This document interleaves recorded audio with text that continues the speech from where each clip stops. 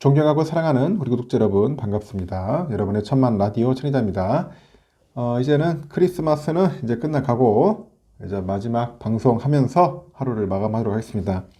즐거운 성탄절 보내셨으리라 믿어요.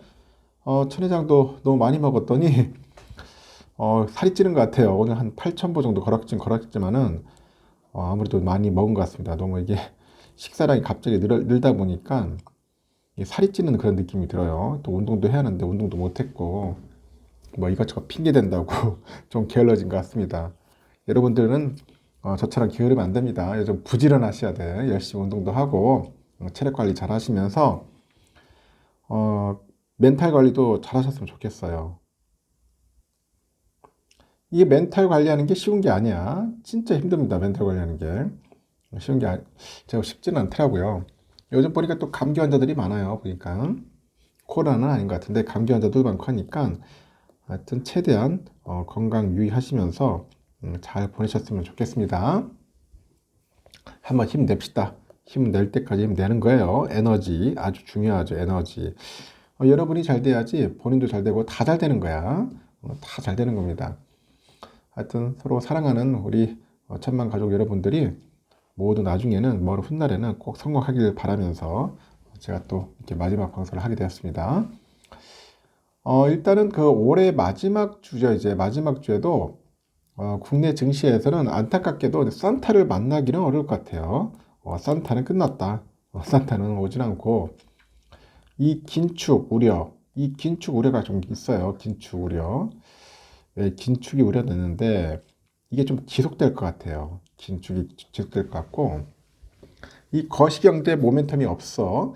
여기 연말에 북클로징 영향으로 거래량이 좀 줄어요. 줄다 보니까 박스권 흐름이 좀 예상이 됩니다.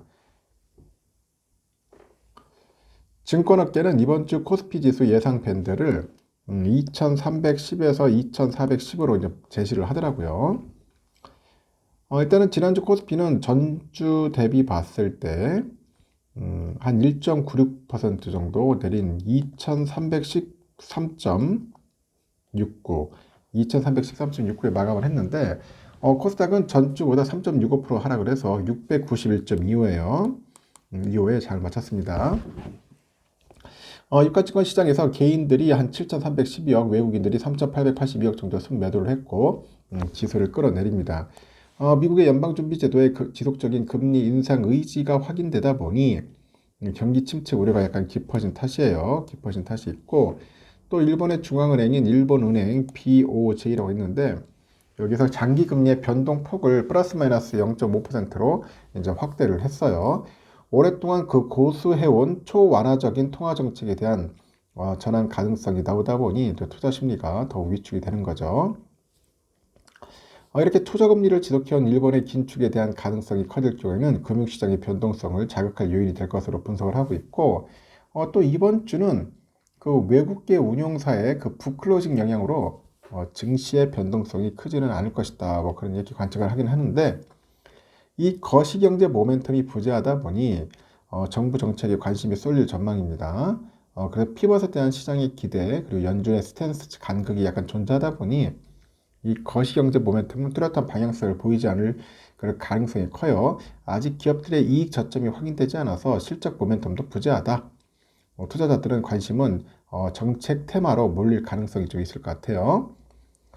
특히 그 금투세 부과의 2년 유예가 긍정적으로 작용할 것 같은데 다만 대주주 요건은 기존과 동일하게 10억 원으로 유지됐습니다. 그래서 양도세 회피 물량이 나올 수 있다는 점이 우려되는 것 같아요. 양도세 회피 물량 많이 나올 것 같아요. 그러다 보니 28일에 주식 보유액을 기준으로 양도세 부과 대상자가 정해지기 때문에 대주주 요건이 완화할 것으로 기대됐던 우리 개미들의 대규모 양도세 회피 물량이 27일에 출하될 가능성이 좀 있습니다. 이번 주 증시는 박스권 흐름이 예상되다 보니 이제 중국 그 경기의 재개, 리오프닝이 있겠죠. 내년 한국 정부의 그 산업정책 관련 종목에 주목해 볼 만하다는 그 조언도 있긴 하는데 국내 항공사들의 그 중국 노선이 추가적으로 늘어날 수 있다는 기대감이 커져요. 커지다 보니 리오프닝이 구체화되고 있고 연말까지는 단기 모멘텀의 부재로 지수는 박스권 흐름을 이어가는 가운데 관련주들의 순환매 흐름이 이어질 것이다. 그렇게 내다보는 것 같습니다. 삼성증권 또 유망 테마로 그 중국의 리오프닝 수혜를 받는 삼성전기, 호텔 신라, 그 파라다이스, 오리온, 대한유화 등을 꼽았어요. 지난 21일 날 발표된 2023년 경제정책 방향 및 신성장 4.0 전략을 봤을 때 IT 이외에 신성장 분야와 관련된 항목이 크게 늘었다고 하는데 여기 스마트 그리드, 컨텐츠, 해외 수주 분야가 좀 유력한 것 같고 이미 기대감이 크게 반영된 모빌리티, 2차 전지 분야 등은 테마 형성이 좀 어렵지 않겠냐 뭐 그렇게 전망을 하는 것 같습니다. 올해 주식시장은 오는 29일 날 폐장이 됩니다. 29일 날 폐장이 되고 내년 1월 2일 날 열립니다. 그렇게 참고하시면 될 것 같아요.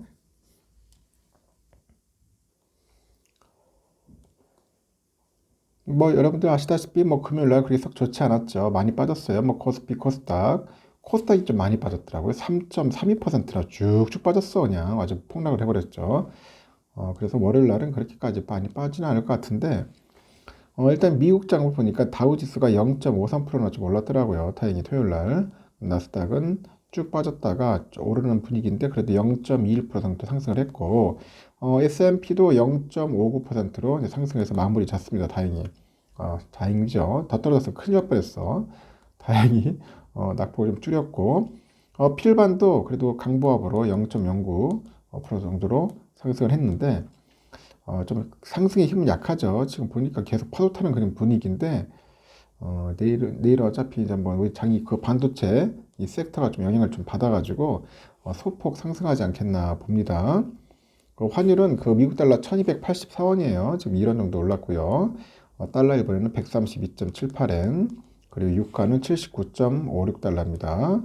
그리고 일본 엔화는 966.58원입니다. 소폭 하락을 했고, 유로화는 1362.97원 상승, 중국 이엔화 183.34원 하락을 했고요. 휘발유 1528.58원 하락을 했고, 국제금값 1804.2달러 소폭 상승, 국내 금값은 74,105.92원 소폭 하락을 했습니다.